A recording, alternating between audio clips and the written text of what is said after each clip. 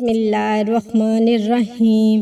آج کی حدیث میں جانیے نبی صلی اللہ علیہ وآلہ وسلم نے سختی کی بجائے نرمی کو کیوں پسند فرمایا۔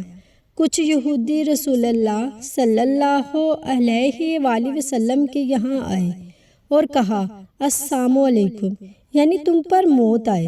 اس پر حضرت عائشہ رضی اللہ تعالی عنہما نے کہا کہ تم پر بھی موت آئے اور اللہ کی تم پر لعنت ہو اور اس کا غضب تم پر نازل ہو۔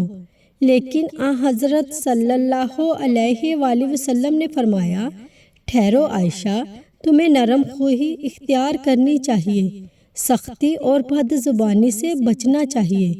حضرت عائشہ رضی اللہ تعالی عنہما نے عرض کیا یا حضور، آپ نے ان کی بات نہیں سنی؟ حضرت صلی اللہ علیہ وآلہ وسلم نے فرمایا کہ تم نے انہیں میرا جواب نہیں سنا؟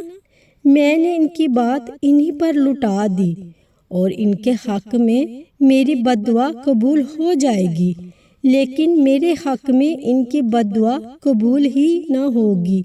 انسان کے اخلاق کا اصل امتحان اس وقت ہوتا ہے جب سامنے والا سختی یا بدتمیزی سے پیش آئے۔ ایسے موقع پر غصے میں آ کر ویسا ہی جواب دینا آسان ہے، لیکن اسلام ہمیں صبر، نرمی اور اپنی زبان پر قابو رکھنے کی تعلیم دیتا ہے۔ نبی کریم صلی اللہ علیہ وآلہ وسلم نے حضرت عائشہ رضی اللہ تعالی عنہما کو بھی سختی سے بچنے اور نرم خوئی اختیار کرنے کی تلقین فرمائی۔ اس سے ہمیں یہ سبق ملتا ہے کہ اچھا مسلمان وہ ہے جو غصے میں بھی اپنے اخلاق نہیں بھولتا۔